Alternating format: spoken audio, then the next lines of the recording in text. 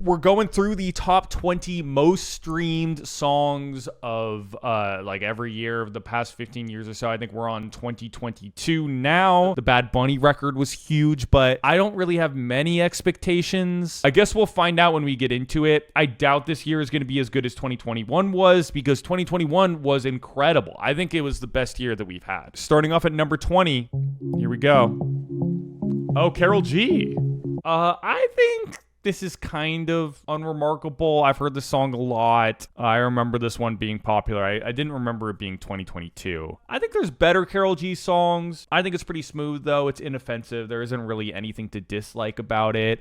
I just kind of wish the instrumental was more interesting. I guess the melody's nice, but I think it's like high mid because it's decent, and knowing the type of stuff they could be at the top of these lists, I wouldn't be surprised if it made it in the top 10 because it's a decent song. Whoa, this was Noah Kahan's year. He's doing a passenger thing like heavy. I mean, listen, this genre of music, like stomp and holler, whatever you want to call it, this was a very, very, very prevalent thing. Usually there's a little bit more time in between a genre like this or a trend like this to make a comeback. This one was kind of forced upon us, mostly by Noah Kahan. Here's the thing. A lot of people really hate Noah Kahan because a lot of people hate Stomp and Holler. I do think that if we're going to compare Alex Warren and his current popularity to Noah Kahan is much more of a musician. Northern Attitude, I think, is actually a pretty goddamn good Noah Kahan song. Like that's a good song. Stick Season has never really done it for me, though. Noah Kahan's a real musician, though. I will not deny that. Oh! Oh, incredible track. It's so good. I swear to God, the production could be awful on this track. The beat could be shit, but the melody could carry the song alone. But the instrumental just happens to be great too. I mean, this is just a killer melody, and a killer melody beats out everything else. She could be saying anything. Obviously, the lyrics being good and the production being good helps, but it's a top fiver for sure. I doubt it's going to move anywhere too far from here. Kill Bill's not beating it.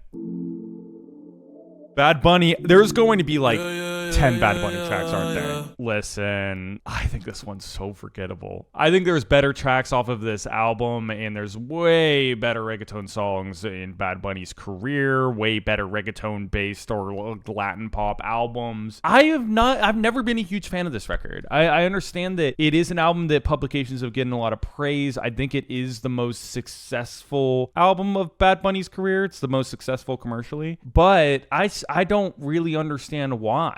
Like, his album this year is a lot better. I think his debut album is better. I think Whitetail Q is better. It's a better produced record. I'm not putting it below Stick Season. I don't know. These tracks, they're pretty similar. I'll put Effecto there, though. I think that it's just okay. Romantic Homicide. Whoa. Okay, this was a big TikTok one. This might not make sense to a lot of you, but David, in a way, okay, obviously we're going to have to disregard a few things, a few key details here. But he reminds me of X in the sense that, like, a lot of his songs that I hear has so much potential, but because his thing is kind of being low effort, the song just doesn't get fleshed out. So it doesn't feel complete. Oh, let me make this song in 10 minutes. Let's make this song in 15 minutes. Churn it out. I recorded it on my phone. Isn't that cool? And I just kind of wish he put a little bit more effort in, like, had some sort of filter of songs that he thought he should continue to work on and perfect a little bit more. But I still think the song's all right. Like, again, like, I feel like there's some, like, promising melodies on here, and he absolutely isn't Joji's back, though. But there's some promising elements to it. There's stuff I like about it, I think the melody's all right. This is a little tier of songs that I do not care about. So let's put them all here. I just don't really care. Let's keep moving. Speak of the devil, 2022 hits suck. Surely you aren't talking about this one, right? Honestly, I think that this sort of like slightly more produced stuff, I think Joji sounds better on. Like, one of his songs, Run, I think is like a way higher production value sort of track. And I think that Joji sounds amazing on that one as well. But Joji did not write the song. In fact, this song came across Charlie Puth's desk at one point. So thank God that didn't happen. That doesn't really matter, honestly, because Joji, I think, sells this song so well. And obviously he's historically done the sad boy thing justice. Yeah, it's a beautiful song. I'm not going to put it above Snooze, I don't think, honestly. I love Snooze, but it's a beautifully written track. It's heart-wrenching. And yeah, no, Joji does a good job with it. I think it's a great one. Give me some time to think. Imagine Dragons. Okay. Chad, do you mind if we move on? Anything that I've said about any other Imagine Dragons song in this series so far applies to this one tenfold. When people ask me what I mean by commercial, like I mean like this. Imagine Dragons really are the kings of that. Let's keep going. Oh, okay. Yeah, Creep and Metro Boomin, that makes sense. I feel like 21 more than any other artist just gets thrown into tracks that he does not belong anywhere near, you know? But sometimes, like a lot of the time, Savage makes it work. Like he is somebody that weirdly, for having such a distinct voice and such a distinct style, can like blend into stuff or like make the track his own. I don't think he was the right choice for this one, for this beat, but I still think the song's pretty solid. Like the hook's good. I think that The Weeknd sounds great on it. He kind of tears this thing up. And that like little pre-chorus bridge section is killer. It's well produced too. I think that Metro did a good job with this one. But yeah, not one of my favorite tracks on the album, honestly, but I think it's solid. Forgot about this one, man. Listen, chat seems to hate this. I'm kind of whatever on it. This song is just mid. It's fine. Yeah, I don't know, guys. Like this is just the no man's land tier, and I just kind of want to throw it in here somewhere. I don't know. Like I have no memory attached to this. You know, besides like, oh yeah, I guess this was popular in 2022. It's just a totally forgettable song. Okay, more Bad Bunny. This is way better than Effecto, by the way, guys. Yeah, this is a way better Bad Bunny track. This is a way better one. I love the like verbed out brass on here. I think it sounds really good. It's mixed well. In fact, I love the feature as well. Like it's a strong chorus. I think I'm going to put it above Creepin'. It's probably one of my favorite songs on Un Verano Sin Ti, which is an album that I love, as I've stated earlier. But given the popular ones, this one might be the best. I honestly can't remember. We're in the top 10 now, starting with another Bad Bunny track. Okay. Like 2022 feels so distant to me. Like this album being popular, I don't know why it feels like such a distant memory. And it really wasn't that long ago. Somebody said this is the most streamed album of all time, and I forgot about that. Yeah, this is a fun party one. I think, the Sophie. Say cheese. I mean, it's honestly charming. It's kind of funny. I'd probably put it below. I'm comfortable with that. It's a fun one. Oh, no. Oh, God. It's Sam Smith. Yeah. You know what's funny? When I heard the snippets, you guys remember like the snippets of this song became really popular on TikTok before the song came out. And I don't think that Sam Smith was expecting that. So they just kind of rushed the hell out of this song. It feels super underdeveloped. Like the beat feels like it could have been something and it's just not. The only nice thing that I have to say about this annoying ass song is I fuck with the Kim Petras verse. I do. But this is a Grammy award-winning song. Can you believe that? Can we put this all the way down here? Let's put it down here. Sam Smith at the bottom. What's next? What are we on? 8? Anti-Hero. I think this should be the only Taylor Swift song. I've never been a huge fan of this one.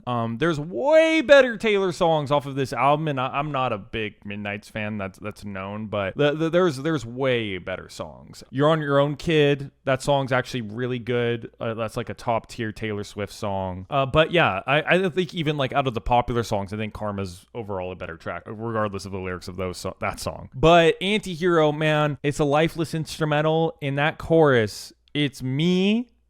Hi. I just don't I don't get that decision making. Like the high makes it so much worse. Replace it with anything. I just really don't like the whole bedroom pop production Jack went for on this album. I don't know if I can't put it below Calm Down. Yeah, let's just put it here. I think I'm gonna put Stick Season above it, honestly. It's so like bland and kind of inoffensive that it is offensive instrumentally.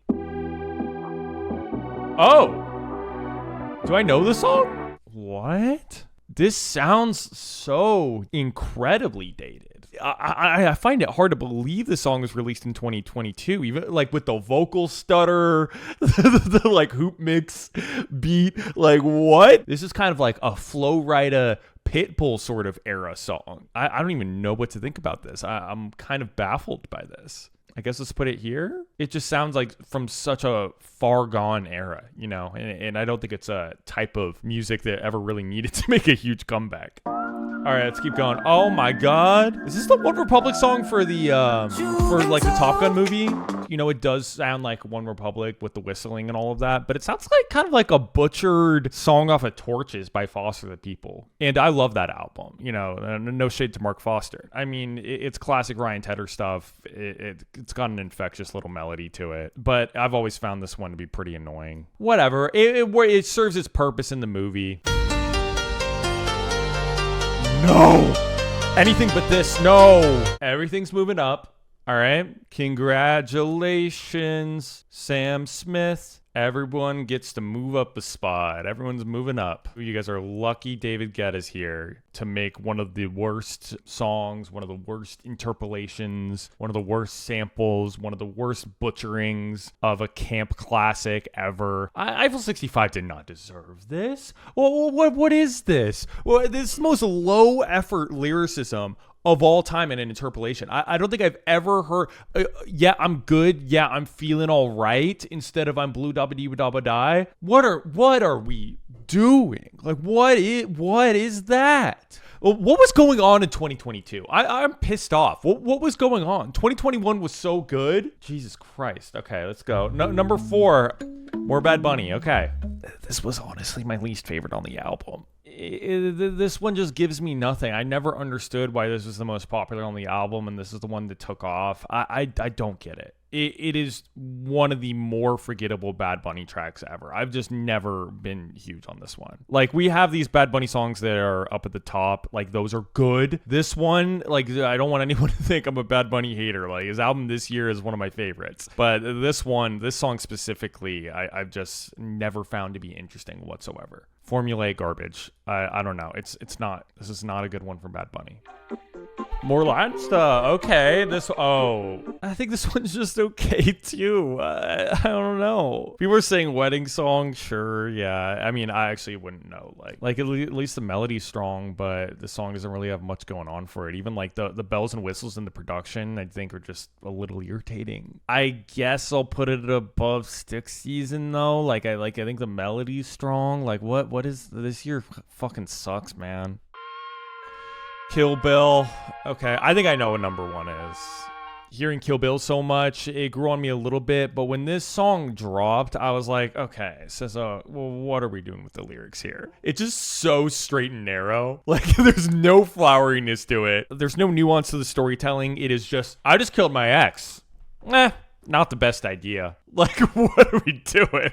But honestly, it doesn't bother me that much anymore. I think that I will put it in the top 5. Is Snooze the best song on this list? I don't think number 1, which I know what it is, I don't think number 1 is topping Snooze, as it was Harry Styles.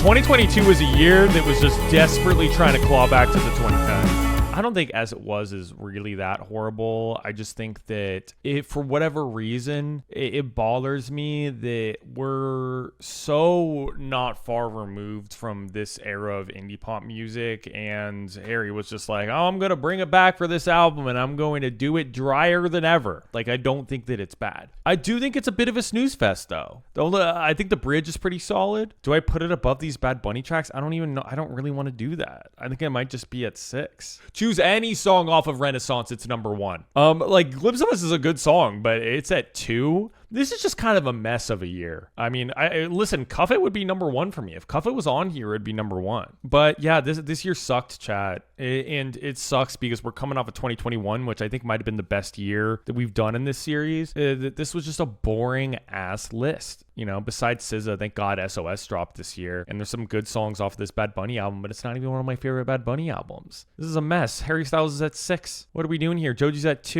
You know, and this is a good Joji song, but 2? Bad year. This is a stinker year. I guess we were due for one after 2021, but I was hoping it would be better.